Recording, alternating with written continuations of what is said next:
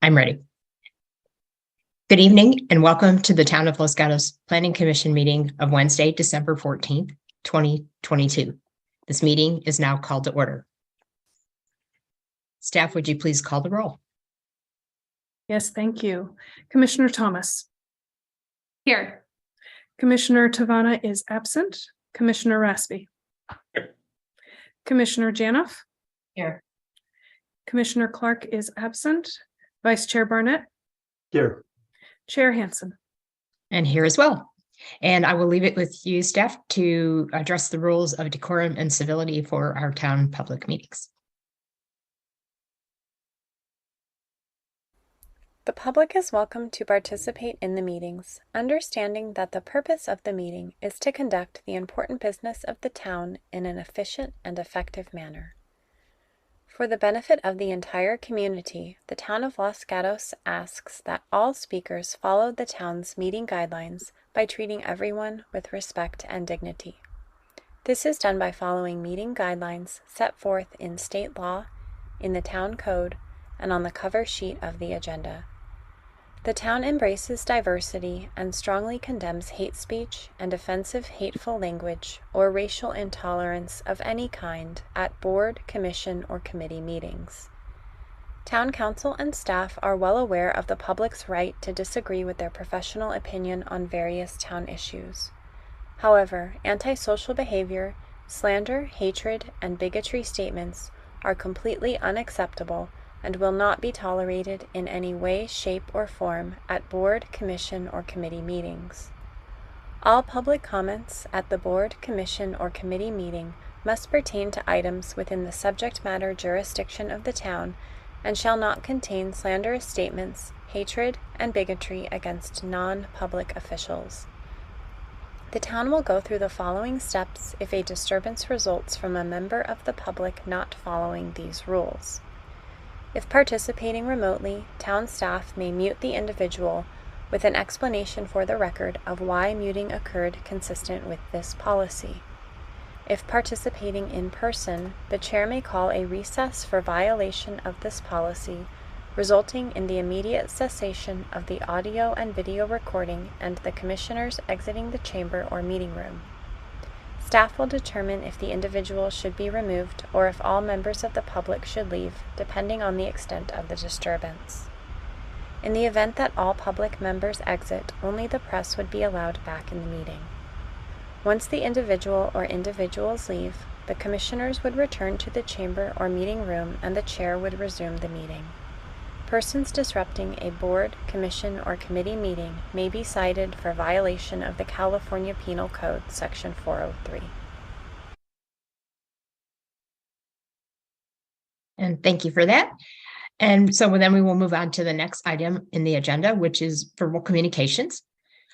The Town of Los Gatos strongly encourages public participation in its processes and meetings and committees, and we do encourage this communication to further democracy.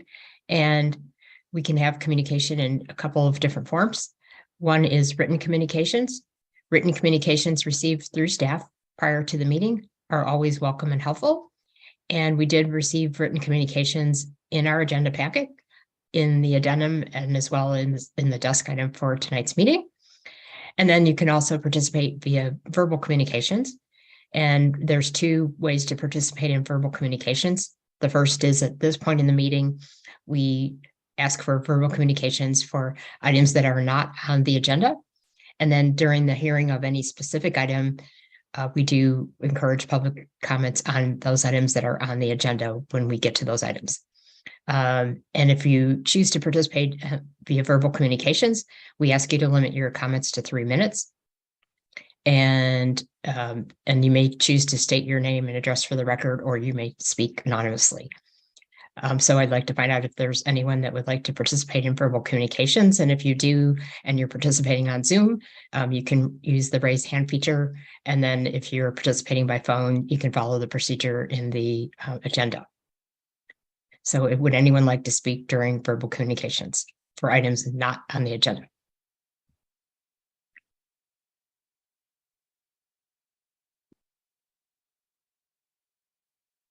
We don't had see one any. hand raised, but their hand seems to have been put down again, so. Okay, very good. I don't see any hands raised. Okay, great. Then we'll move on to the next item on the agenda, which is the consent calendar. Any member of the public or the commission is able to pull items from the consent calendar for consideration during the regular hearing part of the meeting. And we have two items on the consent calendar. That is the draft minutes from our meeting of November 9th, and as well from our special meeting of November 21st. Is there any member of the public or the commission that would like to pull either of these items for consideration during the public hearing? I don't see any hands raised. Are there any changes that are recommended by any member of the commission after reviewing the minutes before I ask for a motion? I don't see any hands. So can I get a motion to approve the consent calendar? Commissioner Raspy. Chair, I'll move to approve the consent calendar as presented. Thank you for that. And is there a second? Commissioner Thomas. I second the motion. Okay, very good. So we have a motion and a second. Are there any further comments? I don't see any hands raised. So I'll start with a roll call vote and start with Commissioner Thomas. Yes. Commissioner Raspy. Yes. Commissioner Janoff. Yes. Vice Chair Barnett. Yes. And I vote yes as well. So it passes unanimously. And so then we can move on to the next item on our agenda, which is our first public hearing, which is item number 3. And it is requesting approval for the construction of an accessory structure requiring variances to accessory structure lot coverage standards, as well as side and rear setback requirements in the University Edelin Historic District on property zoned R1D LHP, located at 202 University Avenue, APN 529-04-001, variance application V-22-003. Property owners are Tyler and Christine Shuey, and the applicant is Jay Plett, architect.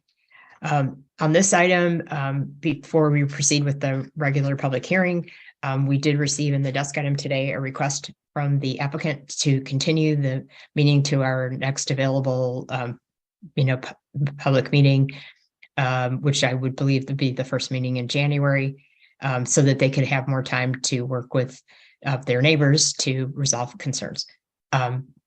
Ms. Armour.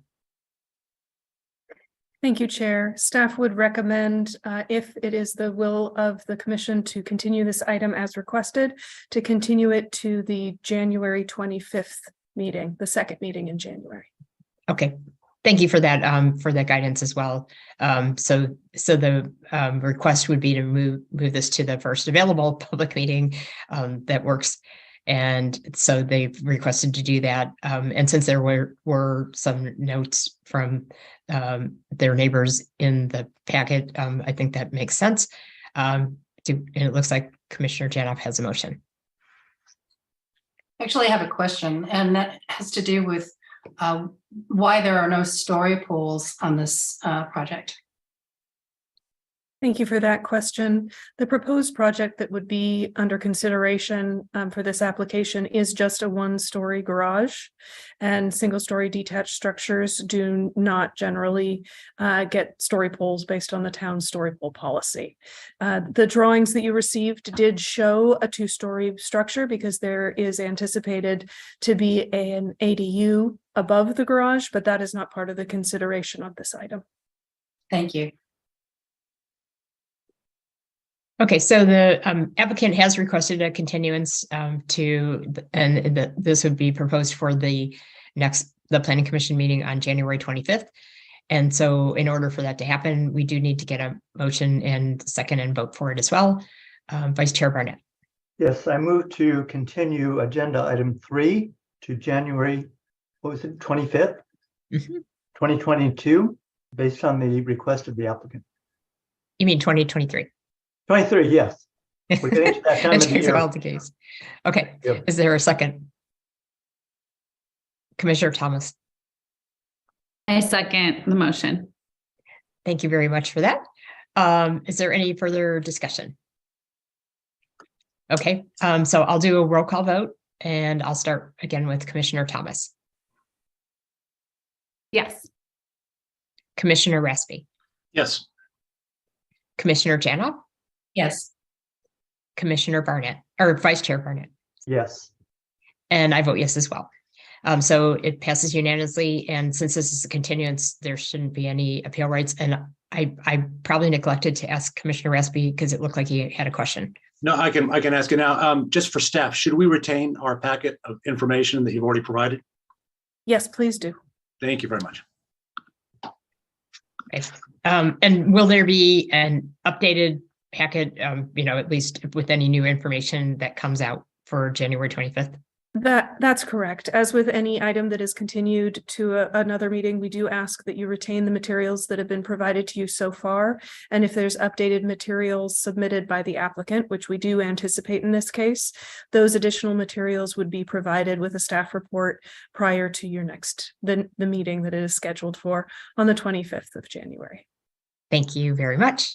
Okay, so then we can move on to the next item on the agenda, which is item 4, which is requesting approval for construction of a second-story addition to an existing single-family residence on property zoned R112, located at 14876 Clara Street, APN 409-25-027, architecture and site application S-22-033. Property owner is Jacob John. Applicant is Louis Liu, and project planner is Jocelyn Shupin. And I would like to see a show of hands from commissioners who have been able to view the property in question. Thank you for that. And are there any disclosures by any commissioners for this item? Okay, I didn't see any. So then I will turn it over to staff, Ms. Shupin, for the staff report. Great, thank you. Good evening. Before you tonight is a request for construction of a new 1,234 square foot second story addition to an existing one-story single-family residence. The project also includes an addition of 161 square feet to the existing first floor. The total resulting two-story residence, including a 65 square foot accessory structure, would be 3,449 square feet, with an existing 565 square foot attached garage. The proposed residence does comply with the maximum allowed floor area, setbacks, lot coverage, and height for the property, and would not be the largest home in the immediate neighborhood in terms of square footage or FAR. The project is being considered by the Planning Commission this evening due to the proposal resulting in the first two-story residence within the immediate neighborhood. Should the Planning Commission choose to consider a greater view of the immediate neighborhood, there are existing two-story residences north of the property along Golf Links Drive and south of the property along La Rinconada Drive. It should be noted that the residences to the south on the southern side of La Rinconada Drive are located within the city of Monteserrano. The consulting architect's report, included as Exhibit 5, identified several issues with the project that were inconsistent with the residential design guidelines and provided 7 recommendations. As detailed in the staff report and then the applicant's response memorandum included as Exhibit 4, the modification to the design made in response to the architect's report was 1. But the applicant did provide a number of justifications for the remaining outstanding recommendations. The applicant detailed the project's consistency with the neighborhood pattern, such as roof forms and exterior materials, while also noting that the current home sits approximately 2 feet below the road and is partially screened by existing trees, which are proposed to remain and therefore lessen the visible mass of the proposed second-story addition. The applicant has also provided letters of support for the project, which are included as Exhibit 7, and public comments received were included as Exhibit 8, in addition to the applicant's response to a few of these public comments in Exhibit 9. Based on this analysis provided in the staff report, staff is recommending denial of the architecture and site application. This concludes staff's presentation, but we are available for any questions. Thank you very much, Ms. Schubert. And do any commissioners have questions for Ms. Schubert at this time? Okay, I don't see any hands raised. And so the next thing is we will open the public hearing and turn it over to the applicant, who will have up to 5 minutes to address the commission on this application. Looks like the architect has his hand raised. And this includes the applicant and any of their support people as well. So all people associated with the applicant will be speaking during this 5 minutes. Okay, am I up? Can you hear me? Yes. Okay, I would ask that you put the PDF presentation that I sent to you up on the screen.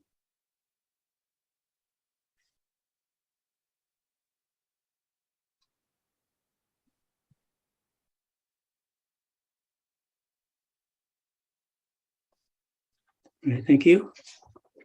Yes, I'm Louis Liu. I'm the architect. The owners, Jacob and Kavita Rao, approached me with their desire to add a second story. And my initial thought was that I thought this would be pretty straightforward. The lot zoning allows for structures up to 30 feet high. Our proposed structure is only 23.5. The maximum floor area is 5766 approximately for the site, and ours is less than 4,000. The addition that we're proposing is fairly modest. It's 1,200 square feet, approximately the size of an ADU. The site has many mature trees, as you can see on this slide, all of which are to be retained.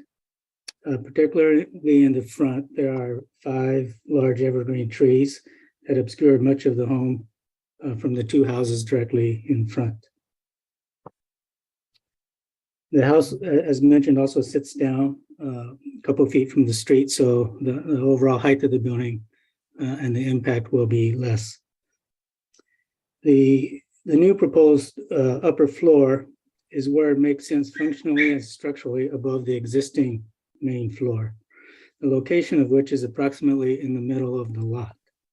The setbacks are approximately 48 feet from the front, 44 on the side, 48 on the other side, and 52 to the rear. This is more than 2 times the required setback in the front and 4 times the required setbacks on the sides. So the impact of this is fairly minimal to the neighbors.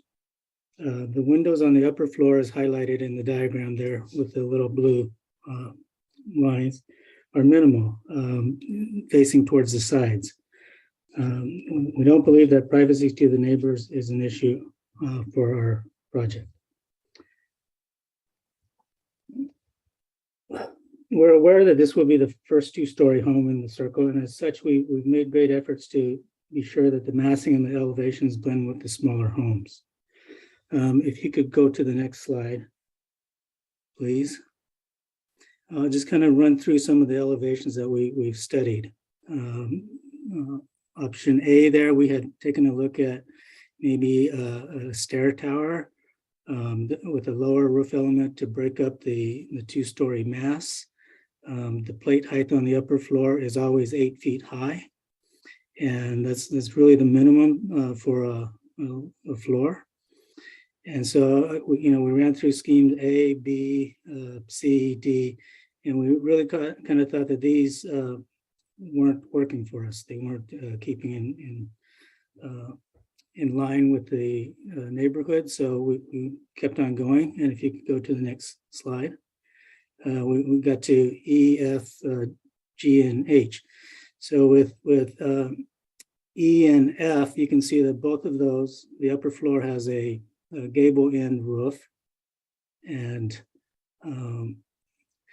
we kind of felt that was still on the heavy side. So we went down there to option G, which has now hip roofs on the upper floor.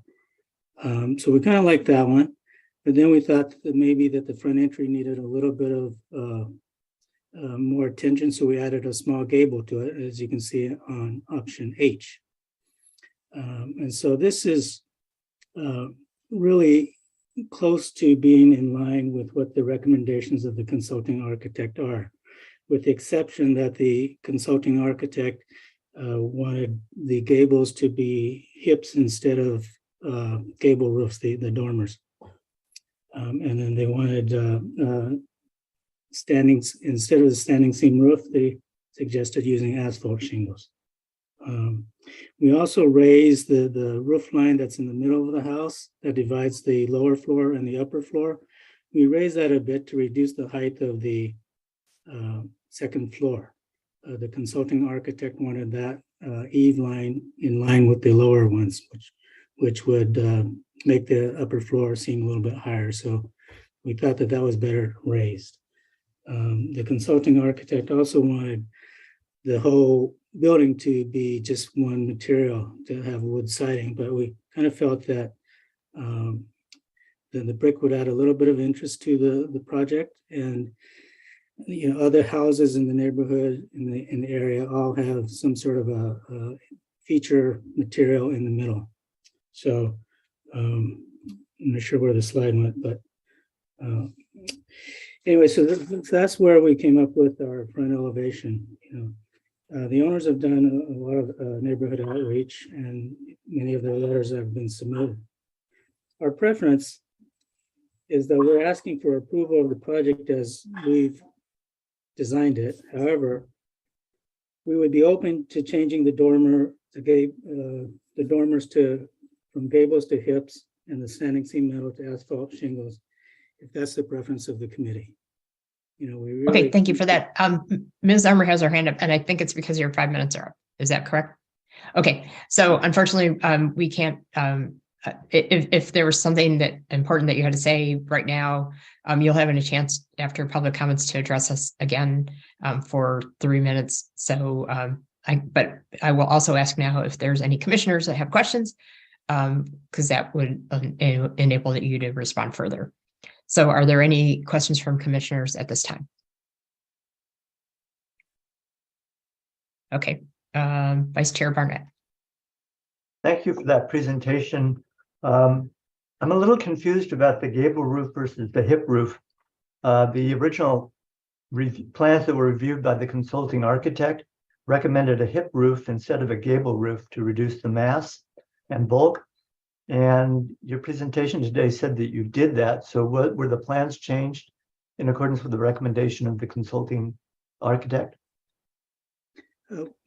If I can speak, we did that with the exception of where the dormers protrude out. And if you look at back at our elevation, you'll see the two upper floor dormers still have gables on them. And did you have any interaction with the architect about that? Nothing changed? We did not go back and have a discussion with him, but we just kind of felt that the gabled dormers were an element that you saw throughout the neighborhood, and it was consistent with the other architecture around. Okay, thank you. Are there any other questions from commissioners? Okay, I don't see any other questions from commissioners at this time, so then we will turn to public comments. And so this would be an opportunity for verbal communications from the public, where you can speak for up to 3 minutes on this particular agenda item. So I'd like to find out if there's any members of the public that would like to speak on this item. Yes, we have one hand raised. If anyone else is also interested in speaking, please go ahead and raise your hands, and we will take those in order. We'll start with Jeff. You can go ahead and unmute yourself. You'll have up to 3 minutes to speak. Yes, can you hear me, Jennifer? Yes. Jeff Whalen, 14891 Clara Street, contiguous to the subject property at the street. This block, the Country Club Estates, was subdivided by Roger Knopf of Knopf Brothers in 1950. Our home was built by his brother-in-law, Roy Gordon, in 1951, and was the first house in the subdivision. Mr. Gordon told me personally he chose this lot for its views of the mountains to the south, east, and west, which we still have today, and its exposure to light. Our house and the other 9 built by Knopf Brothers in 1951 were designed with a classic Cliff May 4 and 12 pitch, so as to mitigate intrusion of each other's views of the hills, particularly because of the grade dropping 3 foot per residence south to north and down the length of golf links where the grade increases dramatically, hence some split level homes built in the 1960s. Split level, not 2-story. Our home was designed by a student, Frank Lloyd Wright, with a perfect east-west, north-south orientation, with great care given by Mr. Gordon, planting coast live oaks, bishop pines, cedars, and elms to provide shade in the summer, light in the winter, and preserve our views of the Hamilton Range, sunrise through the Rouse Cedars, and Santa Cruz Mountains range to the south and west, which we still have today, even with 70-year-old trees. Because it's predominantly a single-story neighborhood, this project is not consistent with the town's residential guidelines found on the town's website in its codes 1.4 and 3.2.1, respecting special qualities, scale, character, and architecturally sensitive surrounding homes in the neighborhood. In fact, in 28 years, no one has built, with 12 remodels, including mine, no one has ever asked for nor added a second story. Also, please note that these prior remodels and additions were done during county jurisdiction, would have been very easy for us to gain height and mass in what is a single-story neighborhood, but none of us did so out of respect for the neighborhood and integrity of the architectural style, consistency, goodwill, and privacy and view sheds.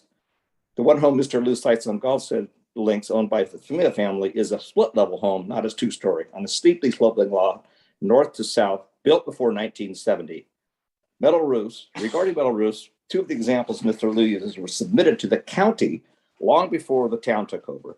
Mr. Yu uses 14810 Clara Street and 14737 Eastview as examples of metal roofs and brick facades. Both of these houses were permitted prior to the town taking over, and in fact, 14810 Clara Street does not exist because of the metal roof and a fire, which took 40 firefighters 3 hours to put out. The Fields house may never be rebuilt as last requested. Per the guidelines referenced in 2.3.3, which addresses grand entries, the covered grand entry proposed juts out from the existing front wall or front door some 10 feet and beyond the current overhanging front porch and door, which moves the front mass to the street. The exact measurements from the existing front door to the new front door are not clear on the plans.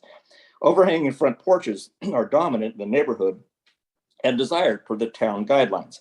Additionally, it appears that the eave line of the entry is higher than the first floor per town guideline 3.6.2, not acceptable. I need to stop you. Ms. Armour has her hand up, and I think it's because your 3 minutes are up. But thank you for your detailed comments, and let me find out if there's any questions from commissioners for you. Any questions from commissioners? Commissioner Thomas. I'm muted. Okay. Thank you, Chair. And Mr. Whalen, I was just wondering if you would be able to, are you upset about specifically the height or upset that it is 2 stories?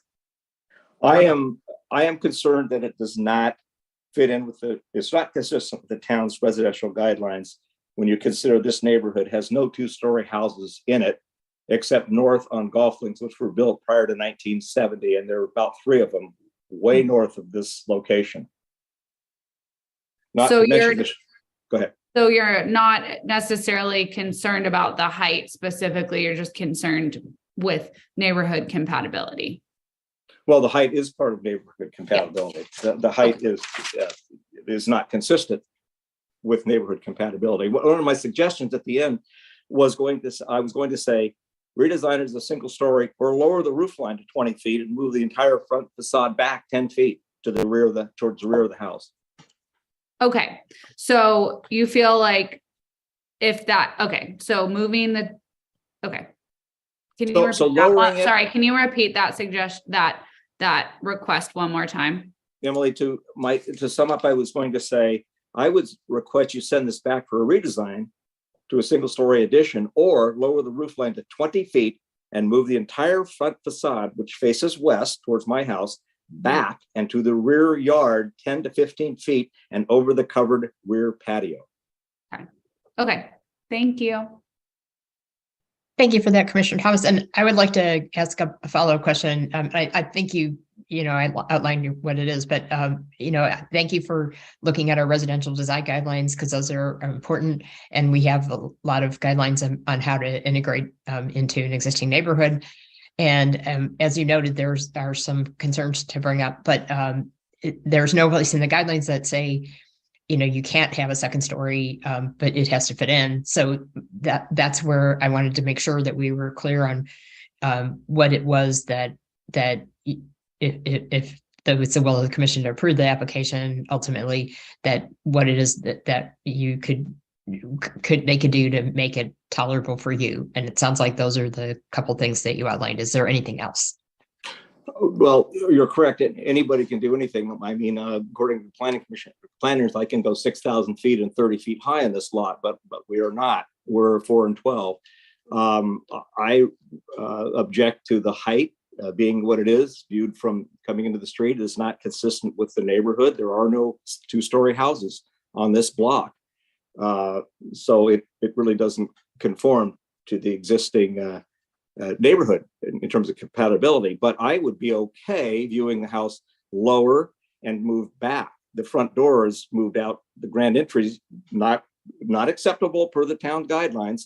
The grand entry is moved out 10 feet from the existing front door towards the street. And I think it should all be moved back 10 feet or more. Okay, thank you for that. And we really appreciate your very thorough comments on, concerns that you have. Are there any other questions for Mr. Whalen from commissioners? Okay, then we will move on to the next speaker. Lainey, you should be able to unmute, and you have 3 minutes. Okay. First off, thank you for listening today. My husband and I live at 14801 Golf Links Drive. We've been here for 25 years. I went to Dave's Avenue School for kindergarten, and I graduated from Los Gatos High School. We have only single stories on the circle, and I'm sure you're going to have to get your heads together and figure out what direction to go. My concern is the house above me, known as the Weed House, is owned by a developer. And I'm very concerned that if he submits plans and can go up 2 stories, we will lose all privacy of our backyard, our pool. The people across the street, the Fields house burned down. If they're able to go up 2 stories, we're going to lose the view of the mountains. Currently, there's a house for sale on the circle. I'm not sure if it's under contract. If you allow a 2nd-story house on the circle, nothing's going to stop the new owners of that home from building up. And I just think our entire neighborhood is going to be changed. The look of the neighborhood. We're basically, I call us rambling ranches. We're all 1-story. We're on large lots. I don't understand why instead of a 2nd story, I looked on Google Earth, and it looks that this particular piece of property has quite a big backyard. And I don't know why they wouldn't consider putting an ADU back there. It's something that we wouldn't have to see. They could still extend and have more living space for their family or whoever. And to me, that would solve the problem of adding more living space and not changing the look of the neighborhood. Okay, thank you for your comments. And I'd like to ask if any commissioners have questions. Vice Chair Barnett. This is a question for staff. Have the plans been submitted for the house that burned down? And if so, is that a 1-story or a 2-story that's been submitted? An architecture and site application has been submitted. It did go to DRC and it was continued to a date uncertain, and that was for 1-story residence. Okay, any other questions for the speaker? Looks like she's gone anyways. Okay, and it looks like we have one additional speaker. Yes, Brent, you should be able to speak now. Unmute. You'll have 3 minutes. Hello, can you hear me? Yes. Madam Chair, honorable commissioners, I've lived on the circle for 30 years. The circle consists of 14 homes. They're characterized by 2,000 to 3,500 square foot 1-story homes on large 20,000 square foot half-acre lots. Other houses in the nearby area are not comparable because their lots are much, much smaller. This would be the first two-story house on the circle, and because of the introduction of this conflicting two-story design, staff has recommended denial of the application. It doesn't comply with the town's residential design guidelines, specifically under neighborhood patterns. Neighborhoods dominated by one-story homes, an effort should be made to limit the new house to 1 story in height. Building design, second floor additions are discouraged in neighborhoods with largely 1-story homes. I've lived for 30 years on the circle. There have been 13 remodels completed, some large, some small, but not one owner has ever remodeled their house into a 2-story structure. Our lots are so big, so large, that there's plenty of room to expand without going up. And the neighbors enjoy the overall compatible neighborhood design of single-story ranch-style homes. As I mentioned in my letter, if the town were to consider early post-war neighborhoods as worthy of some protections, this neighborhood would be very high on the list due to its harmony and unity of design. The applicant has disregarded the residential design guidelines as well as the suggested changes made by the town's consulting architect. 6 of the 7 suggested changes made by the consulting architect were not incorporated by the applicant. Given that this application is not supported by staff, has multiple conflicts with the residential design guidelines, and ignores 6 of the 7 changes recommended by the consulting argument, I would respectfully request the application be sent back to DRC with clear instructions that the applicant proceed with a 1-story remodel only, with design changes consistent with the guidelines and the consulting architect. No one is objecting to the applicants doing a remodel of their home. We ask only that it remain 1 story, consistent with the traditional ranch-style design that is evidenced by every other home on the circle. The problem here is if 1 2-story house is allowed on the circle, how can we deny any subsequent applications? It is cleaner and simpler for all owners to understand 2-story houses will not be permitted in this very special neighborhood. This neighborhood has existed 1-story houses only for 70 years and has retained a consistent design style. We ask that you do not change that 70 years of precedent here by allowing a 2-story design. Thank you. Thank you very much, Mr. Ventura, for all your comments. And I'd like to ask if any commissioners have questions for you. Vice Chair Barnett. Mr. Ventura, as I read the staff report, you submitted 2 letters, one on November 6th and one on December 5th. And in the earlier letter, you said that if it was basically the will of the commission that there be a 2nd story, that it be moved to the rear of the property. Is that still your position? Well, if that's the only choice I'm given, yes, it would be better, as Mr. Whalen explained, to move it to the rear of the structure so it is and lower the height as much as possible. My concern is we have 3 houses adjacent to me that if they all go 2 stories, I lose my mountain views, I lose my backyard privacy, I lose privacy in my bedrooms. And so the 2 stories is a real issue in this neighborhood, especially when we have such large lots. There's really no need to go up. Thank you very much for that response. Any other questions for Mr. Ventura from the commissioner? Okay. Are there any other members of the public that would like to speak on this item? If anyone else would like to speak on this item, any other members of the public, please raise your hand now. I'm not seeing any other hands raised, Chair. Okay, so then the next thing is we will go back to the applicant. And the applicant has up to an additional 3 minutes to address the commission and respond to anything that was said during the public hearing. It looks like the applicant has his hand raised.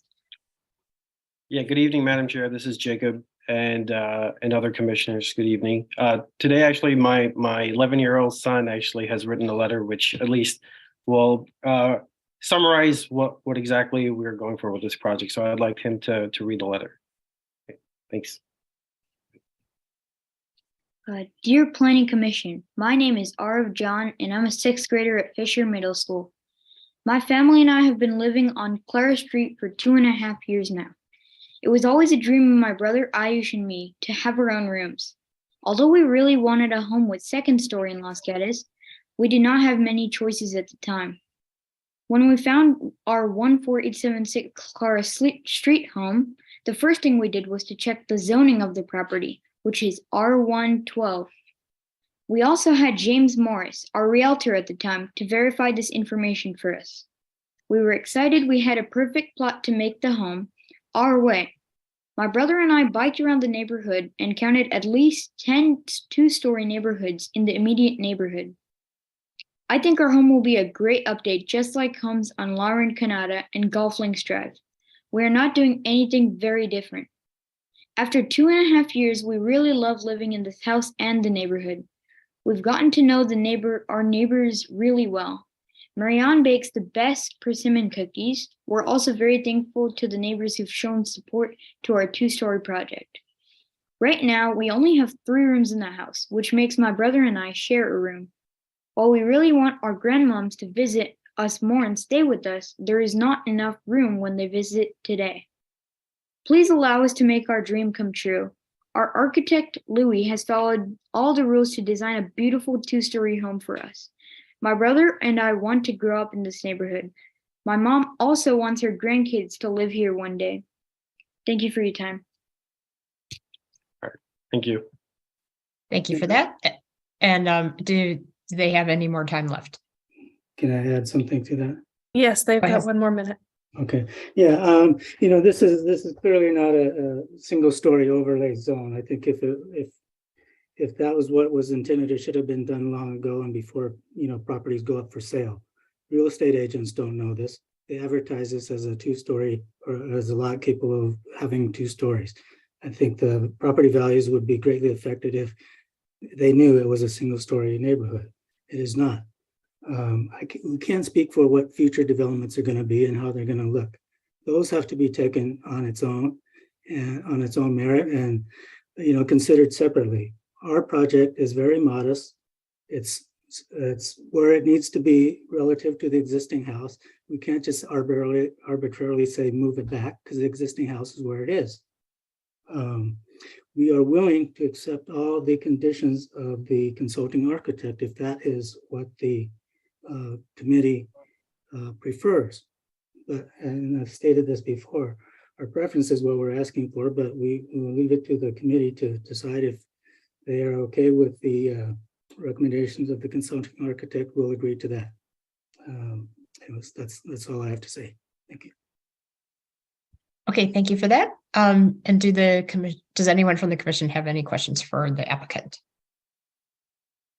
Commissioner Jana. Yeah, thank you.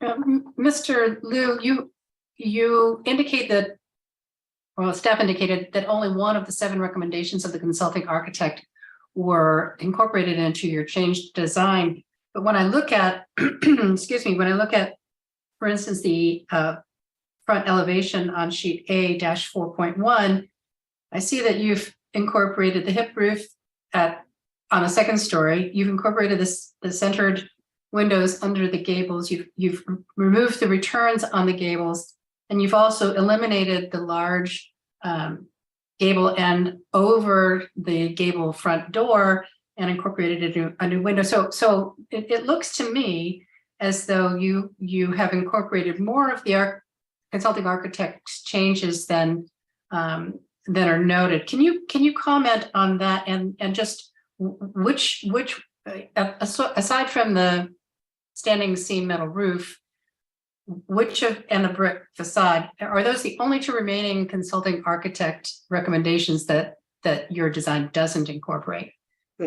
Yes, you are correct. I don't know where this number 1 came from. We did incorporate all those features that you mentioned.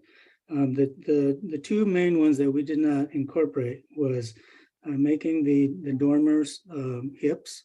We kept them as gables, and then the eave line just above the front door, we've raised that eave line a foot, And the reason we did that was so that it would bring the scale of the upper floor down, so you don't see as much of the upper floor. We thought that was better than trying to keep it at that same level. And then the other two, which you mentioned, were the standing seam roof and the metal portion of brick. So those are the four items. The two that are really significant in terms of the mass would be the hips instead of the gable, and the eave line maybe. All right, and so my last question, if I might, you mentioned being willing to make some concessions, and I know this isn't going to help your neighbors, but would you be willing to forego the brick treatment on the front elevation, which is inconsistent with the residential design guidelines in the sense that it's not a design element that's repeated on all four sides of your home? Would you be willing to do away with that brick feature? Well, we would, but consider that this kind of feature happens on the home right next door and on several homes around that circle. There are brick or stone features in the middle of the house. So, well, what we can't see is whether those brick or stone features are repeated on the four sides of the house. So we can't really. No, they're not repeated on the other sides of those houses. But yes, we would consider that if that's what it comes down to. All right, thank you. Okay, are there any additional questions from commissioners? Vice Chair Burnett. Yeah, Mr. Liu, concerning the metal roof, there was a directive by Mr. Cannon, the consulting architect, that it be made to have the same look, texture, and color of composition roofing. And I did not see that your response addressed the issue of texture. I understand that the color would be dark gray, but I did not see on the plans that there's going to be some element of the metal roof that would be similar in texture to a composition roof. And I understand that some metal roofs can be constructed to actually mimic a composition roof. I was wondering what your response is to that. Thank you. Yeah, well, I think, standing seam roofs don't have much texture to them, to be honest with you. They have seams. So if the metal roof is an objection, we would not try to make a metal roof that looks like asphalt. We would just go to an asphalt roof. My feeling on that is if you drive around the neighborhood, the roofs that really stand out are the roofs that are different color. You can have two asphalt shingle roofs next to each other, and if one of them is yellow, it stands out. So when you have a standing seam roof, if it's the same color as the asphalt roof, typically you drive by and you don't even notice it. So that's my feeling on the roofs. But if that's a real issue, we would switch from a metal roof to an asphalt roof. Thank you. Okay, and are there any other questions from commissioners?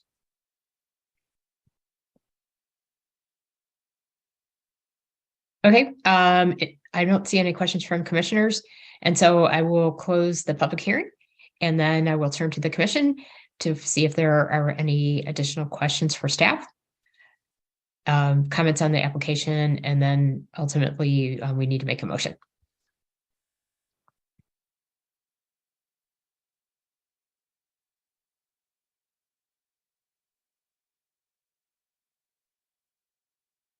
Vice Chair Burnett, and then Commissioner Janoff.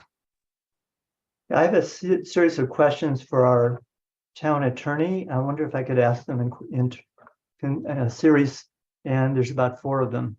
I think it'll go quickly. Okay. So is she available? Yes, here I am. Oh, there you are. Okay, thank you. There's some provisions of the residential design guidelines that appear to be mandatory requirements rather than suggestions.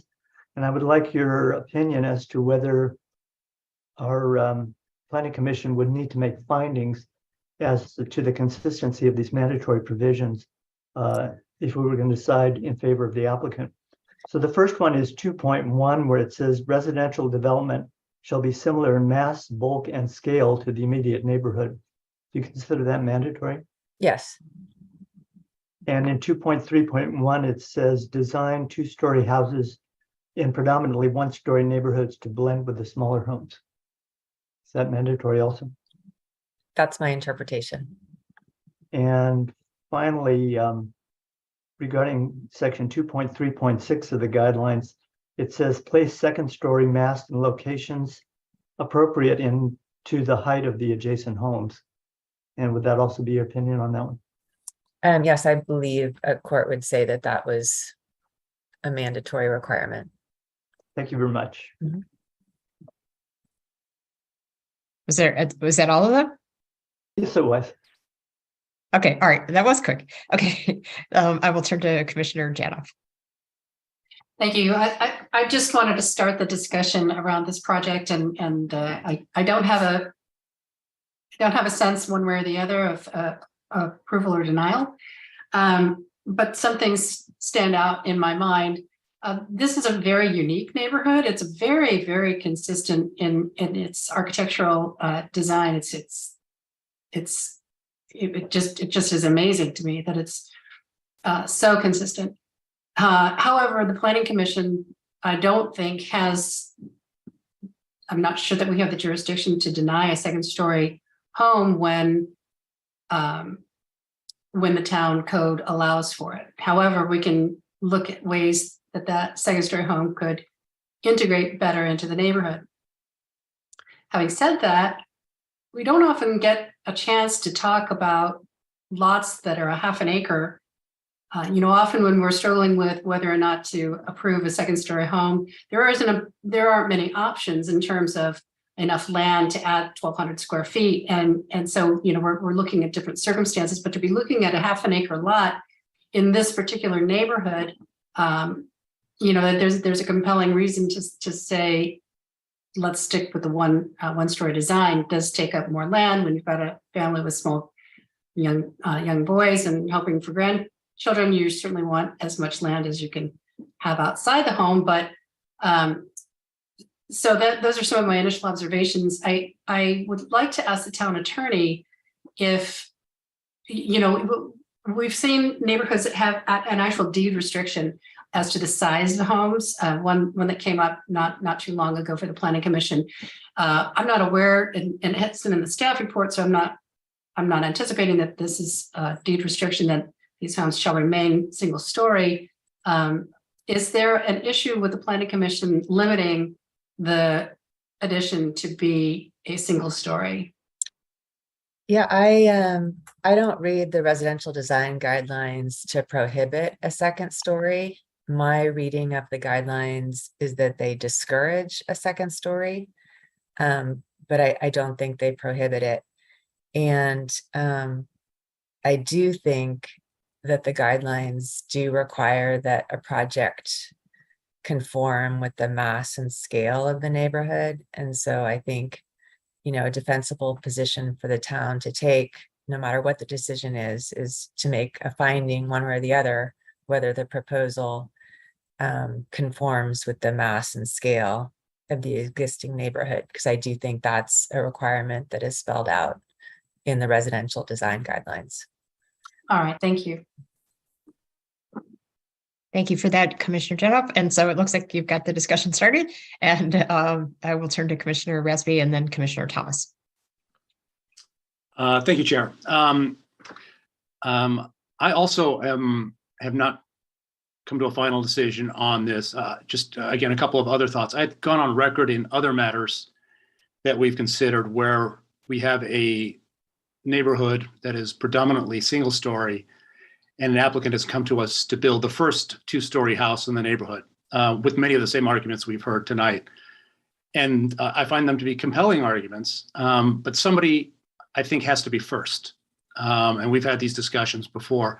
And I'm generally a proponent of a situation that just because it hasn't been done before isn't by itself a reason why it shouldn't be done now. Especially, I think we've discussed land values in Los Gatos, I think, are going to drive bigger homes in our neighborhoods. And I think it's just the nature of the beast that we're going to see. That being said, this one is a little different than some of the ones we've seen before. First, if it's an encapsulated neighborhood, it's kind of defined by a geographic boundary that some of the others we've seen haven't really contained. And so there almost is a starting and stopping point that you can look to. And this one is certainly going to be the first of a very small grouping. And then, as Commissioner Janoff noted, this is one, I think the first one we've seen where there is a larger lot. There are options, perhaps, to a second story. And so my tendency is still towards allowing the development of second stories, even though it's going to be the first second story in neighborhoods. But this one has some compelling arguments that disfavor that finding. And so I look forward to hearing from my fellow commissioners what their thoughts are on that. So thanks. All right, thank you for that, Commissioner Respy. Commissioner Thomas. Thank you, Chair. I appreciate the comments from my fellow commissioners, and I think that a lot of us are on the same page with regards to our initial thoughts and approach to this project. I think that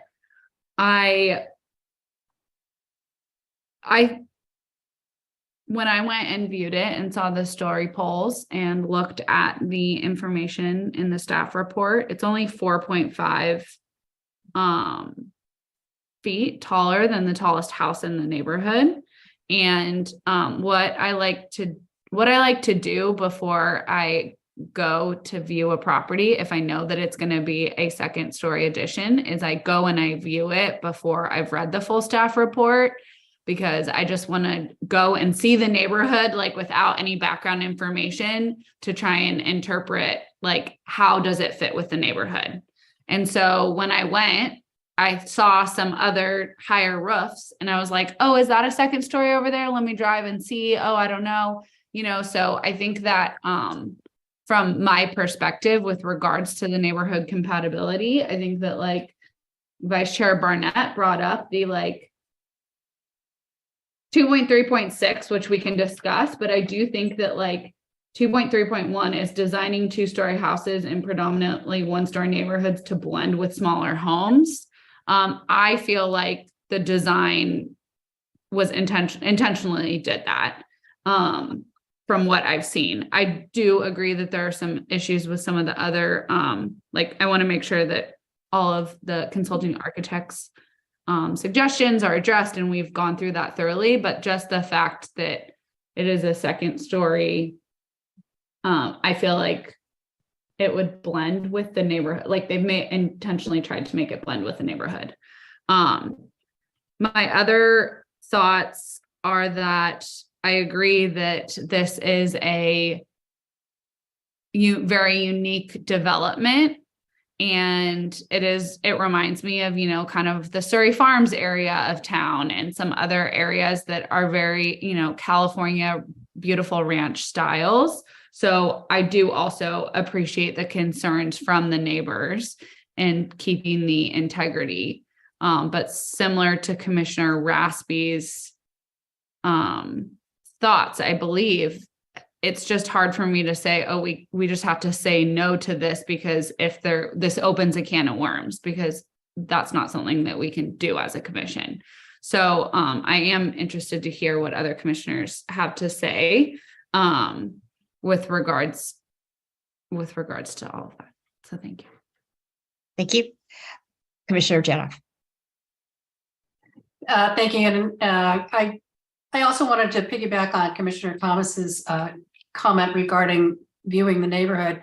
When I viewed the neighborhood going one direction and then going the other direction, because it reads differently both ways or each way, what struck me is that this is a relatively low-lying lot, and that the two-story addition, the story poles don't do the design justice, but just looking at the overall height of the second story story poles compared to the residents, as I'm looking at the project to the immediate right, it didn't read like a two-story house to me. I mean, it was taller, but not by what we see often in a one-story, two-story height change. So I think Commissioner Thomas raises a good point that this design looks to be sensitive to the neighborhood. I think incorporating the consulting architect changes, in particular with regard to the hip roofs on the second story, makes a big difference in its reducing its overall mass. I'm not in favor of the standing seam metal roof for the reasons that it would be quite an outlier in the neighborhood. But I think the only question I have is whether, one of the public speakers spoke to reducing the overall height of the building from 20, I think it's 23 feet down to 20 feet, which would significantly reduce the appearance of the second story, and also give it more of a low slung look like the rest of the ranch houses in the neighborhood. I'm not sure, staff, maybe you could help answer whether it's even possible to get a 20-foot second story in there. You might have to do something creative with the roof line by making it. Yeah, anyway, it's a question for staff, but I did want to comment that I thought that it was a modest design, two-story design when I look at it in context of the rest of the neighborhood. But I'd like staff to comment on the feasibility of a 20-foot roof on a two-story home. So I can comment on part of it, and the applicant's architect may be able to assist if there are questions for him later. But the minimum ceiling height generally for a bedroom is going to be 8 feet. So they'd have to utilize some particular roof forms perhaps to get that lower overall building height, but the minimum plate height they need to maintain for that second floor is at least 8 feet. Do we have, are you aware of other, examples of homes that we've seen where they were able to get 2 stories into a 20-foot with the right roof design? I'm not aware of any. Perhaps the planning manager may know of some. I'm not thinking of any specific examples. Sometimes when you're stepping something down the hill, you might have some portions that are partially buried, but on a generally flat lot, with the 2 stories and the construction that is required and roof forms, you generally are going to be more than 20 feet in height. Okay. I have some questions for staff, but I'm going to go back to Commissioner Espy and Commissioner Thomas before I do that. Thank you, Chair. Just a couple of quick notes. I just wanted to note, as part of our discussion, that while we heard from neighbors concerns about views, for instance, being blocked, which as in town council can confirm, I believe are not vested or protected rights. We don't have vested view easements in the town of Los Gatos.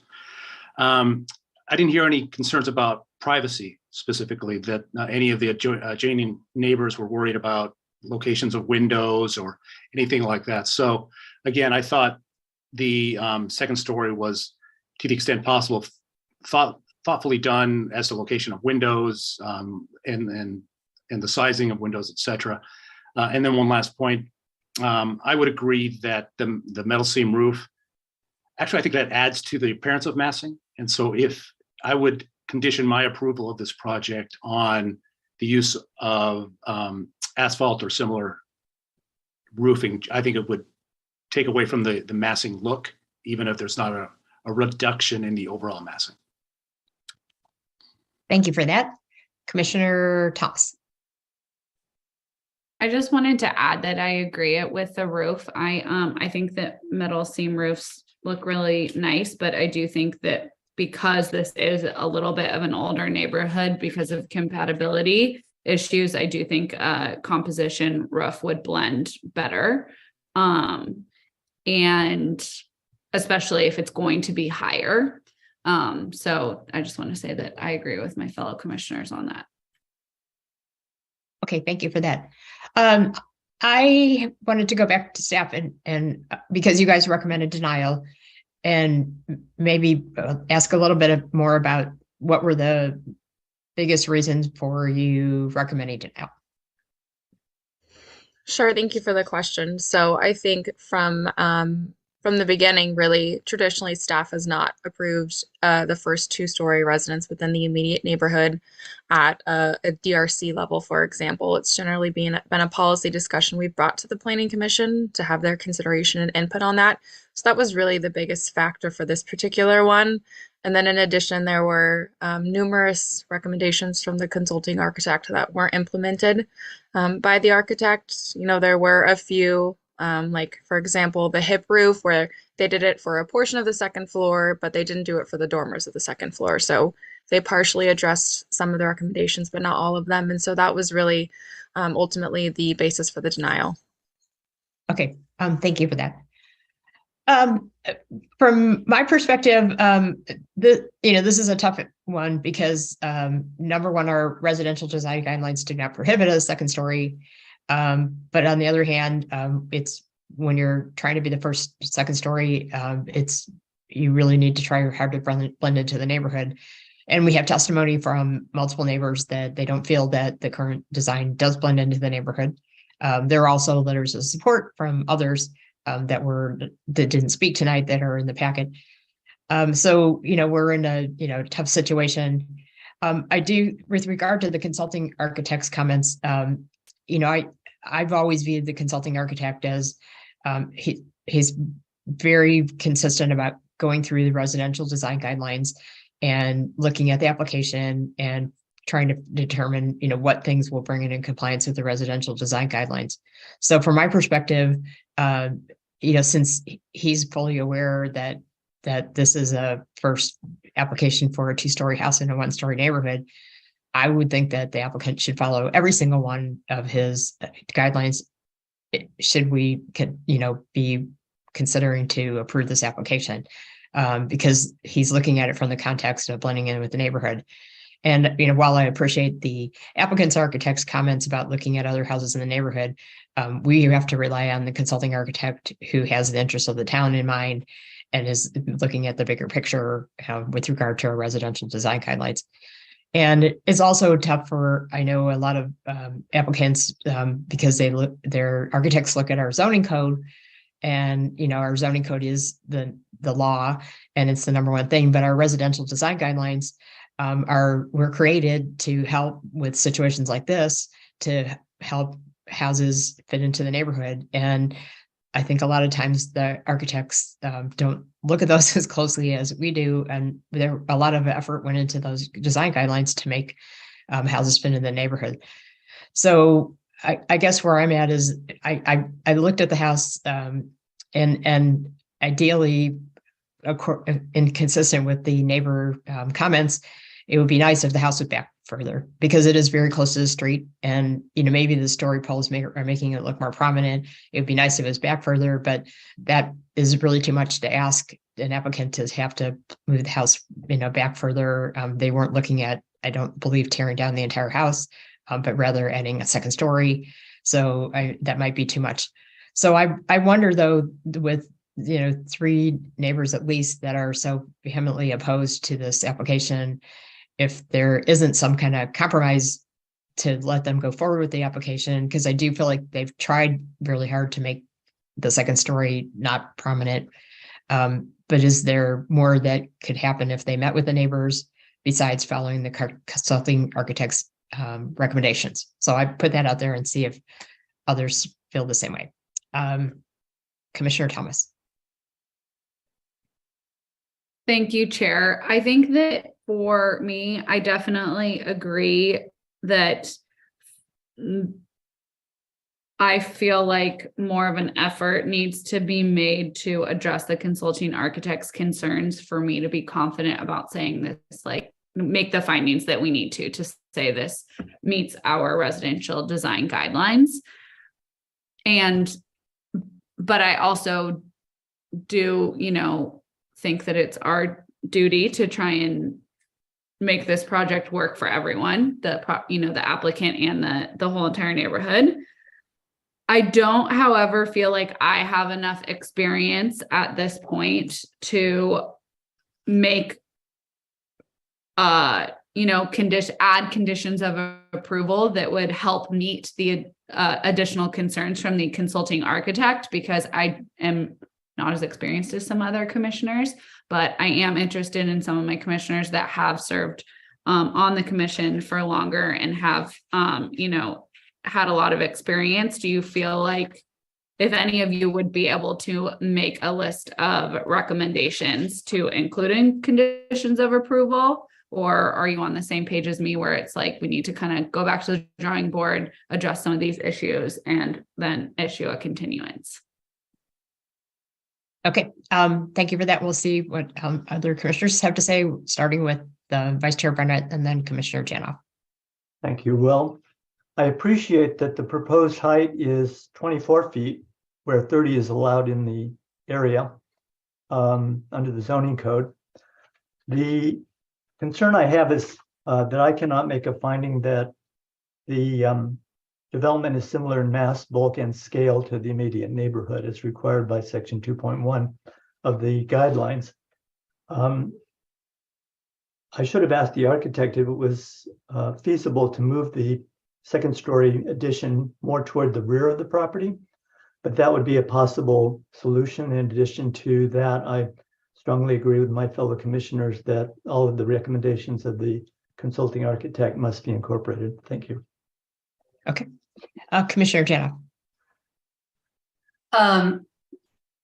Yes, I agree that I'm just looking at the consulting architect's report on page 6, and I'm comparing the recommended changes in the streetscape, the proposed additions, and comparing that to his. And it's obvious to me that the overall architecture is much more consistent with the neighborhood at the 2-story level, with the recommendations of the consulting architect incorporated. So that seems very clear to me, and I'm in agreement with my fellow commissioners that we would request that all of the recommendations of the consulting architect be adhered to.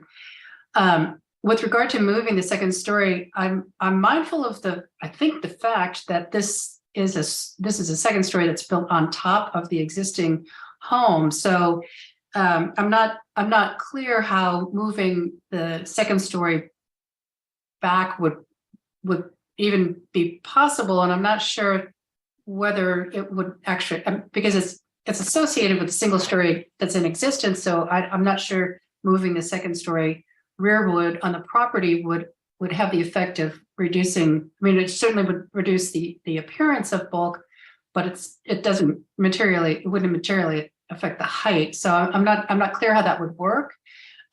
We could certainly open it up to the architect to ask that question, but further, I don't see I'm looking on the packet for the grade change. Just the question for staff, does the grade of the property drop from the front of the property to the rear of the property in any appreciable manner, so that if in fact we did recommend moving the second story back, could it also be reduced in height by leveraging the drop in the grade?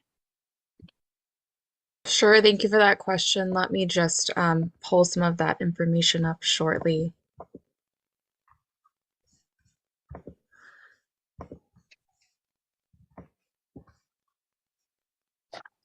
So it just while you're doing that, just to be clear, the question I'm asking is related to moving that second story back in order to drop the height to take advantage of any grade.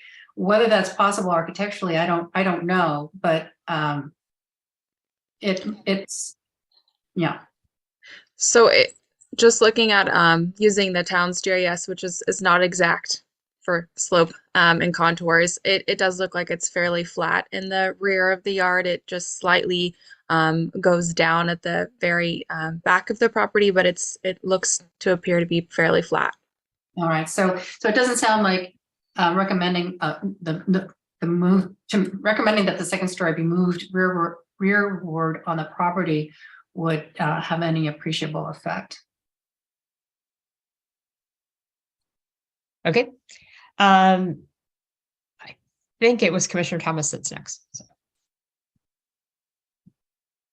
I agree that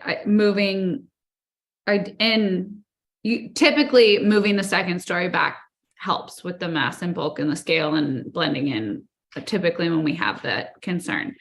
I'm not sure that, because the roof height is not actually that tall, I'm not sure what that would actually do. Some of the neighbors recommended putting it back over the covered patio, but is that feasible? That's, I think, would be technically adding square footage. So I'm concerned that we're just not going to be able to answer this question basically during our discussion. But I also am not sure if moving it back would would really even help, because I think that I'm not sure that the height is the main is more of the concern. I just don't think that it's more like, if we're looking at this, is the house, you want to look at it and you want it to look like, oh, are those vaulted ceilings, or is that a second story? And I'm not sure if moving it back would help with that. But if other people feel strongly about that it would, then I'm totally in support of like making that recommendation or exploring that idea more. But I'm not entirely sure that that would really change a lot, or allow us to make the findings that it does meet 2.1, because I agree right now with Vice Chair Barnett that right now I'm not really entirely sure if we can make that finding in this moment. Okay, thank you for that. Commissioner Espy. Thank you, Chair. And like my fellow commissioners, I'm trying to find a way that we can get through this, maybe giving everybody a little something. And I'm also looking at pages 3 and 4 of the architect's report. And I'm looking at the roof slope of the second story. And I understand we have 8-foot plates in the second story, but it also looks from the renderings like it peaks up quite a bit from 8 foot until something much taller in the center of the room. So I'm wondering if there's a way to perhaps, and again, this is beyond perhaps my expertise, but maybe a way of reducing the roof slope on the second story, which would then result in an overall lowering of the second story and thereby reducing the massing. Maybe if the applicant's architect would like to opine on that, or fellow commissioners have thoughts on that. But just looking at the drawings, it looks like we may be able to shave off maybe a foot or something in that way. Thanks. Okay, thank you for that suggestion. Let me see what other commissioners have to say. It certainly is an option to have the applicant's architect come back. He has his hand up, but we have to reopen, and I want to make sure that that's something that's going to gel with the rest of the commission. Commissioner Jana. Thank you. Yeah, the only problem I see with reducing the pitch of the second story is that then it violates the residential design guidelines that calls for the same roof pitch on all sides of the house. So, and then you could argue that you could change that by making it somehow flatter, or a flat roof of some sort. But again,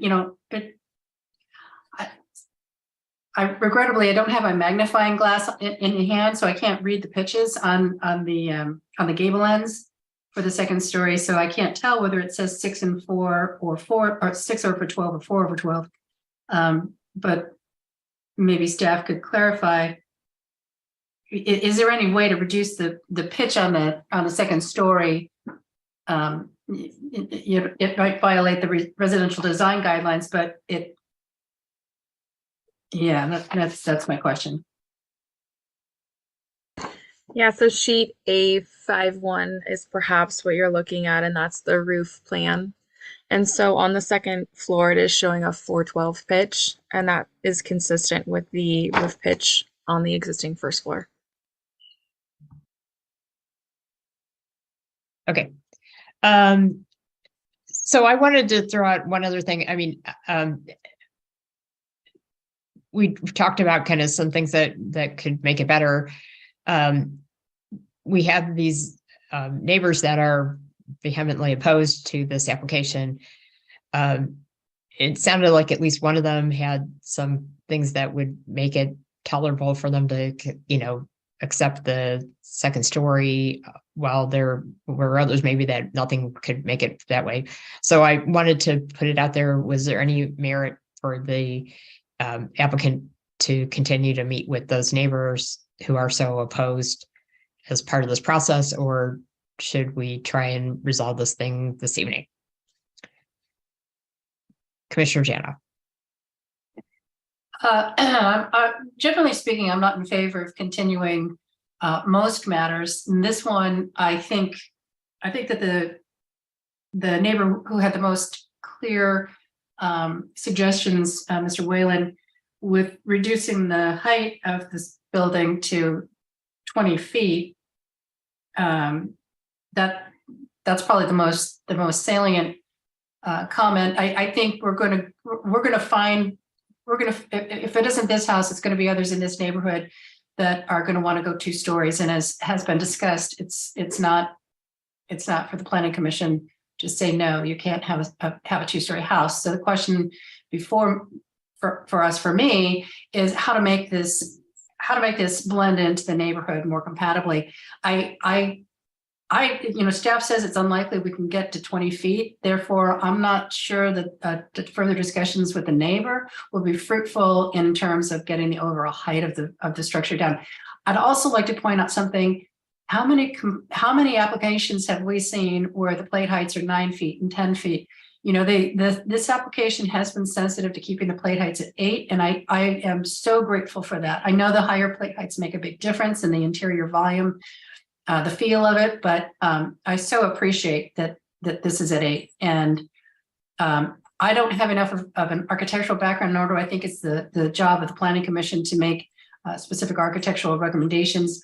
I would only say I find that the rendering that the consulting architect provided with all hipped roof lines does look like it disappears more. You're seeing fewer gable ends, which really stand out. You're seeing much more roof, which blends because of the nature of roofing. So I think that honestly, I think the best that I could recommend is to go back to is to not have a continuance to have a discussion with the neighbors, but to take the advice of the consulting architect to meet the residential design guideline recommendations, and then recognizing that the work has been done to bring the plate heights down, and the work has been done to create what is to me a modest 2nd story. That's what I'm thinking about a continuance. Okay. No, I appreciate that. I just wanted to make sure we, completely flesh this thing out. And I would note that, one thing I thought was really impressive is that the consulting architect on his, on page 6 of his report actually redrew the house the way he thought it would fit in the neighborhood the best. And so, and he always does a great job with this kind of thing. So, Commissioner Thomas. I agree that I don't think that we are in a position to approve this at this moment with modified conditions. I think that I agree with Commissioner Janoff that typically avoiding a continuance is best practice, but I think that some of these issues from the consulting architect need to be rethought and the feedback needs to be incorporated better. And I truly do believe that is going to help the house blend with the neighborhood and meet a lot of the neighbors' concerns more than trying to reduce the height by a couple of feet. I think that the changing of the roof and I think that all of that is more important with regards to it standing out and having some better neighborhood compatibility. And as commissioners have said, we don't have the right to just say, no, you can't build a 2nd story, period. So I see that Vice Chair Barnett is ready. It also wants to make a comment, but I'm also ready to make a motion if we need that, Chair. Okay. Vice Chair Barnett. Yes, I like Commissioner Janoff's line of thought. I do think it merits comment that the proposed property is within the FAR allowance and building coverage and setbacks and parking and height, as I mentioned before. But I do think there's room for improvement. Thank you. Okay. So I just wanted to ask a clarifying question of Commissioner Thomas before you go ahead and make your motion. So what I heard Commissioner Janoff say is it didn't make sense to her to have a continuance. And then what I thought I heard you say was that things would be better if they adhered to all the consulting architect's recommendations in terms of meeting the conditions of the residential design guidelines that are a must. But are you advocating for a continuance or just saying that? Because the applicant, I thought, agreed that they would do everything that the consulting architect recommended. Okay, so I am happy to approve if they meet all the consulting, like put that forward as a motion. I thought Commissioner Janoff was saying, we don't need to issue a continuance for the purpose of continuing to meet with and consult with neighbors. Instead, issue a continuance to address these architectural issues. No continuance. Okay. Okay, got it. Cool. I just wanted to make sure. Okay. Yeah. I am happy to support either. I think that, but okay. So you go ahead and make your motion. Okay. Yeah. I move to approve the application for construction for a second story addition to an existing single family residence on property zoned R-112 located at 14876 Clara Street, APN 409-25027, architecture and site application S-22-033. Let me just flip to my, and I can make the findings that the proposed project is categorically exempt to the to CEQA, make the findings that the project complies with the objective standards of chapter 29 of the town code, and exhibit 2, make the finding that the project complies with the town's residential design guidelines if the consulting architect's suggestions are all made, recommended changes are all made, and make the considerations as required by section 29 of the town code for granting approval, and approve architecture and site application S-22/033 with conditions contained in exhibit 3 and the development plans in exhibit 10. And I see the town attorney has her hand raised. Yeah, so it sounds like the commission was interested in the condition that Commissioner Thomas proposed. It might be helpful to add to that, making the recommendations of the consulting architect, and that will be determined by the planning manager when the plans come in.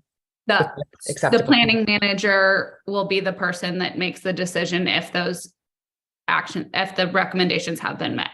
Yes. Okay. Yes. Perfect. Okay. So other than that, you're good with her motion then?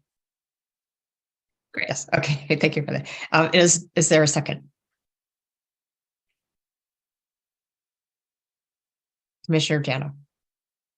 I'll second the motion. Okay. And are there any further comments from commissioners? Vice Chair Burnett. I suggest that the motion be clarified with respect to the metal roof because the architect required it to be similar in texture in addition to color. And the applicant tonight said that if necessary, they would agree to a composition roof. So I would propose that the motion include a requirement that a composition roof be included. Does the maker of the motion accept that modification? Yes. And the seconder? Yes. Okay, very good. And so I'm going to just make a comment that that I know this is a very, very difficult thing for some of the neighbors, many of the neighbors in this neighborhood to go there. And but it is clear that our residential design guidelines do not prohibit a second story.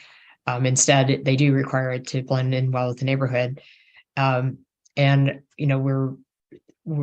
the commission seems to feel that the consulting architect's recommendations are a key part of that. But I would also add that prior to this even coming to the consulting architect, that the applicant has done quite a bit to minimize the size of the second story and to help it blend in with the neighborhood. And that's why the consulting architect didn't say, and we've seen this many times, the consulting architect will say, this house is too big in terms of bulk and mass for this neighborhood. And, that was not said. What was said, it was the recommendations that would make it appear less big in the neighborhood. So I wanted to, make those comments because I know that some of the neighbors spoke so passionately against this. But when we look at the whole picture, this actually is an addition that has been designed with respect to the neighborhood, as long as they follow all these recommendations of our consulting architect. Commissioner Thomas. Can I add a comment also, Chair? Yes, of course. Thank you. I just want to also say that I know that sometimes this is like when it's the first thing in a neighborhood, that is also really scary to, that we're like approaching that means that other stuff will be approved. But even if this project goes forward and a second story is added, if every other home that is built in this neighborhood or remodeled in this neighborhood will still need to comply with those neighborhood guidelines. And the guidelines still are, it needs to fit in with a predominantly ranch single, like these rambling ranch, beautiful single story homes. So I do want to recognize that is really scary. And this is a really cool little pocket of town. And I think that that character and integrity will still be protected moving forward, even with the approval of this project as a second story. Very good. Thank you for that. That was very helpful. And so any other comments from commissioners before I call the question? All right, then I will call the question and I'll start with Commissioner Thomas. Yes. Commissioner Raspy. Yes. Commissioner Janoff. Yes. Vice Chair Barnett. Yes. And I vote yes as well. So it passes unanimously. And I will ask staff if there are any appeal rights by this action by the Planning Commission. Yes, thank you, Chair. The decision of the commission can be appealed to Town Council by any interested person as defined by Town Code, Section 2910.020, within 10 days on forms available online with fees paid. In this case, because of the upcoming town closure, the final deadline will be 4 p.m. on January 3rd. Very good. Thank you for that, staff. And so then we will go ahead and move on to the next item in the agenda, which is item 5, which is considering amendments to Chapter 24 subdivision regulations and Chapter 29 zoning regulations of the Town Code regarding town-initiated parcel mergers. Town Code Amendment, Application A-22-003, project location townwide, and the applicant is the town of Los Gatos. And so I assume that you guys will give a staff report on this. Yes, I'll give a brief report. This is Gabrielle Whelan, the town attorney. And this is a cleanup of the town code. Right now, the town code has a lot merger provision that's located in the zoning code that has caused confusion for some applicants because the existing provision provides that lots that don't conform with town standards are automatically merged. And this, I think that section predates the Subdivision Map Act, because the Subdivision Map Act contains a different procedure for the merger of parcels, and it is not automatic. And there's a very specific procedure that the town would need to go through to merge the two parcels. And the state law preempts any local regulations. And so this is a cleanup that is intended to remove a conflict that we have with state law in the current town code. And then also it would move the provision out of the zoning code and into the subdivision ordinance, because staff feels that it'll be easier for applicants to find if it's located in the subdivision ordinance. And so we've proposed an amendment, and we're asking for the Planning Commission's recommendation of this amendment to the Town Council. And if the commission agrees with staff's proposal, it would probably go to the Town Council at some time in January. Very good. Thank you for that. And so I'm going to ask if any commissioners have questions for staff. but my understanding after going over this in the pre-meeting is that that the commission, we're not being asked to modify any of the language or, determine if that's adequate or not, that's been done by our town attorney. So this is only a yes or no in terms of recommending it to town council. But we can certainly ask questions. Commissioner Raspy. Thank you, Chair. And I think I understand why we're making this change, and it makes complete sense to me. Just one point of clarification. My understanding is our prior process was it was automatic merger of lots without any action required necessarily. And the way the new language is drafted, it indicates that the town may initiate the mergers. Right. And so apparently it doesn't make it mandatory, but nor does it say under what criteria the town may do that. Is there a process that it will go through to make those determinations, or should it be? Well, the language we proposed matches what's in the Subdivision Map Act right now. And so the criteria under which the town could decide to initiate a merger would be if any of the parcels are under the minimum size, if they don't meet our current standards for sewage disposal and water supply, they don't meet our current slope stability standards, they don't have legal access, their health and safety standards, or the lot is inconsistent with an applicable general plan or specific plan provision. And so those have been written to match the circumstances that the state says a town or city could initiate a parcel merger. Okay, but I just wanted to make sure we weren't introducing some uncertainty where we had an automatic provision previously, but it sounds like as drafted, it works with the remainder of the subdivision map gap to kind of take care of that. So thanks for answering my question. Thank you. Are there any other questions from other commissioners? Okay, and then if there aren't any questions, can I get a motion to recommend this code change to the town council? Commissioner Raspy.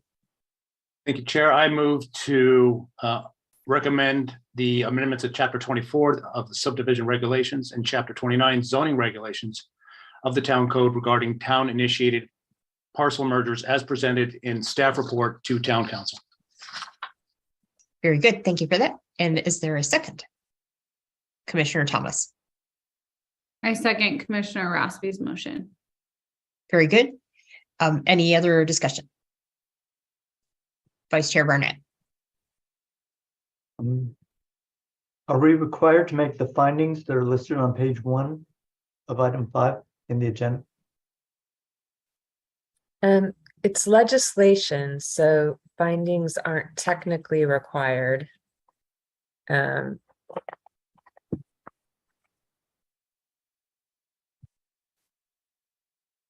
I suppose it couldn't hurt to say that, explain that it's exempt from CEQA, and that the amendments are consistent with the general plan. I'd be happy to revise my motion to include the findings that there is no possibility that the project will have significant impact on the environment. Therefore, the project is not subject to CEQA, and with the finding that the town code amendments are consistent with the general plan.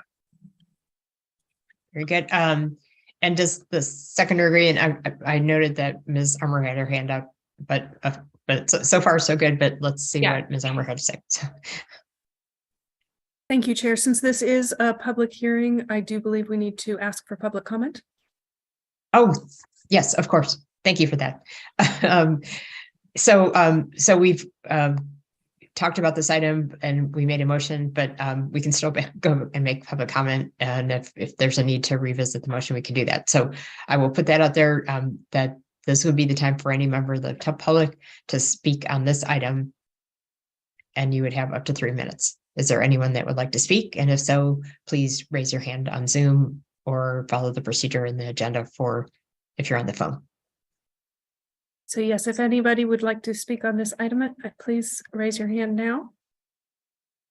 I'm not seeing any hands raised. Okay, and thank you for reminding me that we needed to do that. And we need to do that on the next item as well, right?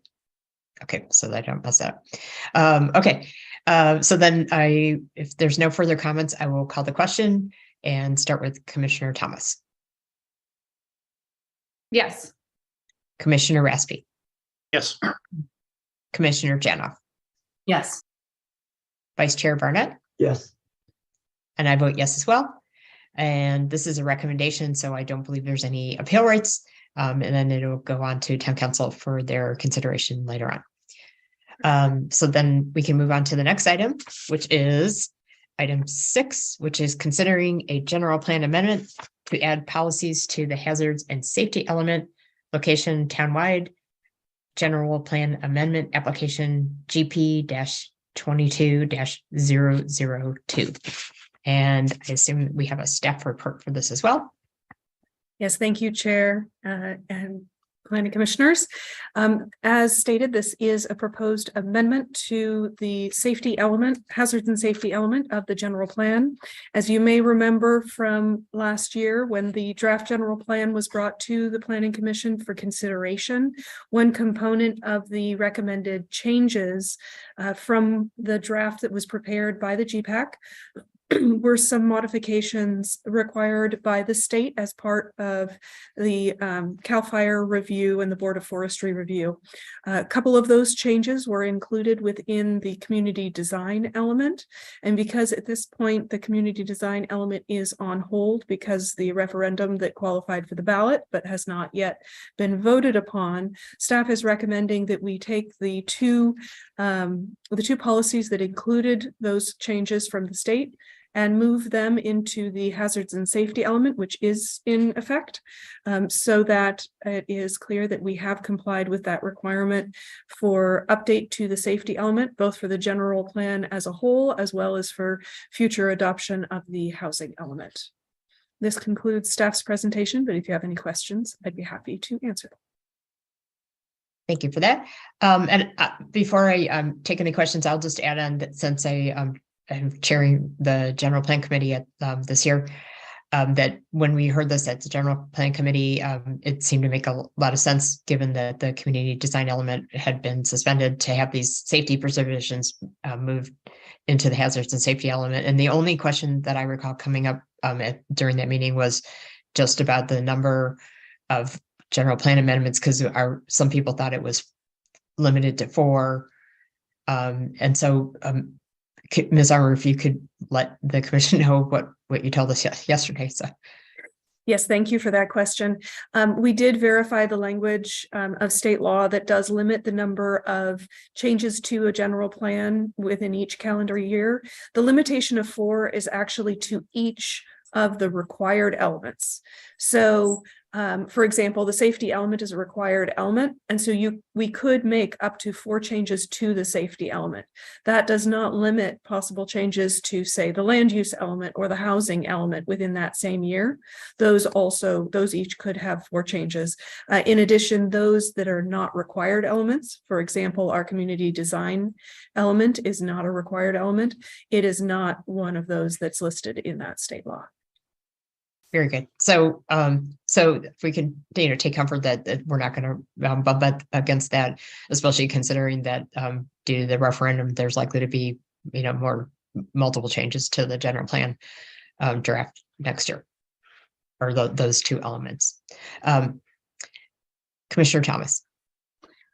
Can Ms. Armour, can you also confirm? I think we did talk about this at the general plan update committee meeting, but that it also, we can, when we make an amendment, you can clump more than one change together, and that just counts as one time. That is correct. It's not each individual change we take forward. We are making this group of changes that counts as a single amendment to the general plan for each of those chapters. Thank you. Okay, so I will put it out there to see if any commissioners have questions for staff beyond what we just talked about. Okay, I'm not seeing any. And so like our previous item, this would be a motion to make a recommendation to town council to approve the movement of these items to the hazards and safety element. And we would follow the same process. Oh, I forgot to do public comment. So let me stop with that and see if there's any members of the public that would like to speak on this item. If Please raise anyone your would, hand. yes, please raise your hand if you'd like to speak on this item. I'm not seeing any hands raised. Okay, thank you for that. Okay, so then that being the case, if no one wants to speak on this item, is there a motion to make this recommendation? Vice Chair Barnett. Yes, concerning our agenda item number 5 tonight, I move that we recommend to the town council the amendments which are set forth in the staff report on that item. And I can make the findings that there's no possibility that the project will have a significant impact on environment and is therefore not subject to CEQA. And also that the town code amendments are consistent with the general plan. Okay, and Ms. Armour has her hand up, so let me see Thank before I you. take a second. I just wanted to clarify that you are referring to item number 6, the amendments to the general plan. You stated 5. Gosh, mine looks like number 5, but in any event, the appropriate provision of our staff report. Thank you. Okay, is there a second? Commissioner Raspy. I second the motion. Thank you for that. Any further discussion? Okay, Commissioner Thomas. Yes. Commissioner Raspy. Yes. Commissioner Janoff. Yes. Vice Chair Barnett. Yes. And I vote yes as well. And like our previous item, since this is a recommendation to town council, I do not believe there are ever any appeal rights. And Ms. Armour is shaking her head. Correct. Okay, so then we move on to other business. And item 7, there was a description in the staff report that it was, it ended up in the papers, but it's not up for consideration. What action do we have to take on the other business? This is just a notice of information, right? Yeah, no action is needed on either of the items under other business. We just wanted to make sure it was clear in case anyone did see the notice that was put in the paper, an explanation for why this is being postponed, and it will be renoticed. That's item number 7, the project on Winchester Boulevard. And then the draft of the 2023 Planning Commission meeting schedule is for information. If there are questions that we can answer, we'd be happy to do so. But again, no action necessary. Okay, so we have the 2 items under other business, and as Ms. Armour said, there's no need for us to take any action there, just for our information. And for any of our newer commissioners, the draft planning commission schedule, it's been that way for many, many years. You know that we meet on the 2nd and 4th Wednesday of every month, and we don't meet twice in November, December, unless there's a special meeting like we had last month. So there shouldn't be any need to, be concerned about any of these things. So let me just see if there's any questions. Okay, and then we can move on to the report from Director of Community Development. Thank you, Chair. I do have a few items to share. For those of you who weren't able to attend or watch the meeting, special town council meeting from yesterday, there were the promotion of Mayor Maria Risto to the position of mayor, and selection of Mary Badame for vice mayor for the coming year. I did want to share a thank you to Commissioner Reza Tavana. Unfortunately, he was not able to join us tonight for his final meeting, but he has served the commission and come to the end of his term, and has other commitments, and so has chosen not to continue, but wishes everyone well.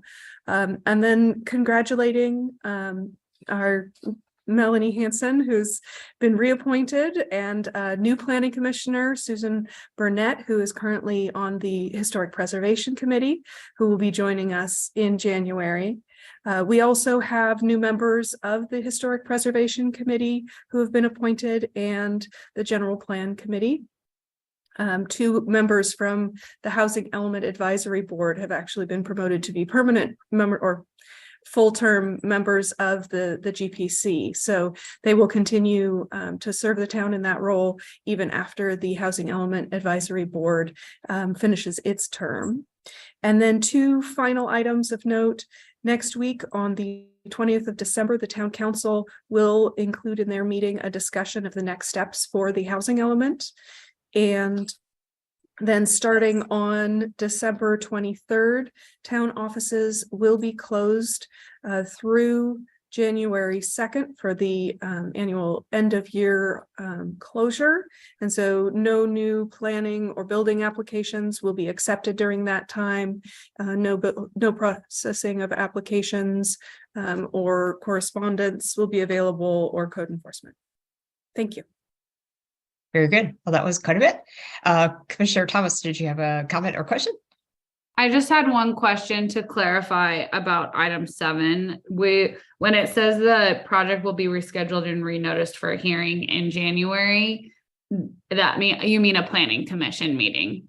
That is correct. It will be coming to Planning Commission, but we will put a new ad in the newspaper. Notice cards will go to the neighbors, and it will be coming to Planning Commission for consideration. Okay, great. Just wanted to make sure in case anyone tries to talk to us about it. Okay, very good. Okay, so then we will move on to the next item on the agenda, which is subcommittee reports and or commission matters. But we'll start with subcommittee reports. And every member of the Planning Commission serves, in addition to the role in the Planning Commission, on another committee. And in the case of this Planning Commission, it includes the General Plan Committee, which this year has also taken the form of the Housing Element Advisory Board, which includes all members of the General Plan Committee, plus some members of the community. There's also the Conceptual Development Advisory Committee, and then the Historic Preservation Committee. So I'd like to find out if there were any meetings of those 3 committees since our last Planning Commission meeting on November 21st.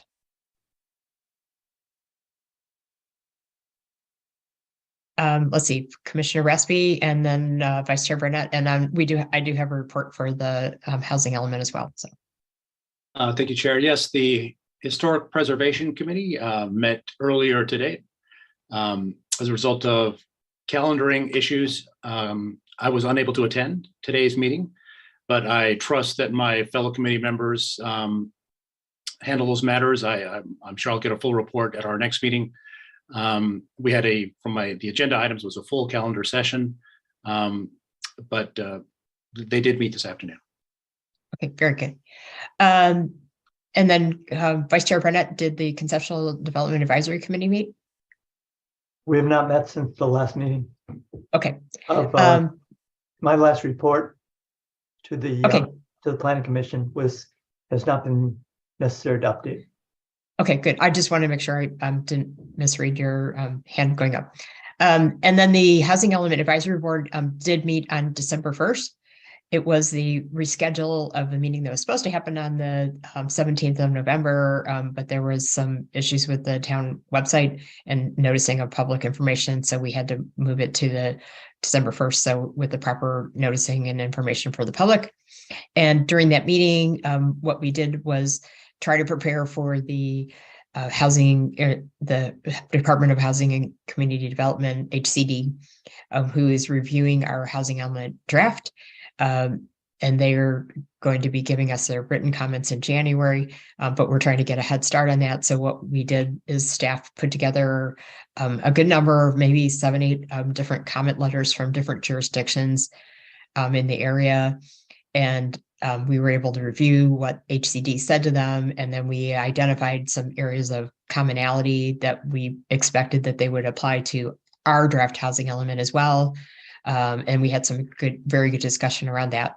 So it was a really good meeting to kind of help us get a head start, because there has been a number of concerns from the members of the public that since the statutory deadline is at the end of January and we won't be finished with the housing element by then, that we're making progress and that we have provisions in place to address that and, move forward and get it done not too long after that. So anyways, that was what we covered in that meeting. And we won't be meeting again until to the new year. And then as far as commission matters, I wanted to thank Ms. Armour, but I wanted to make a special point of thanking Commissioner Tabana for his service to the Planning Commission. He's served for the past 4 years, and his term was just now up. And I know he has a very, very busy job, and so he's decided not to reapply, but that doesn't change that we would like to thank him for the service that he's given for the past 4 years to this commission. And I also wanted to congratulate both board member Adam Mayer, as well as board member Ryan Rosenberg, who sit on the Housing Element Advisory Board, who were both appointed to the General Plan Committee. And I think there'll be great additions to that. And then also, future commissioner Susan Barnett, who will be joining us in January.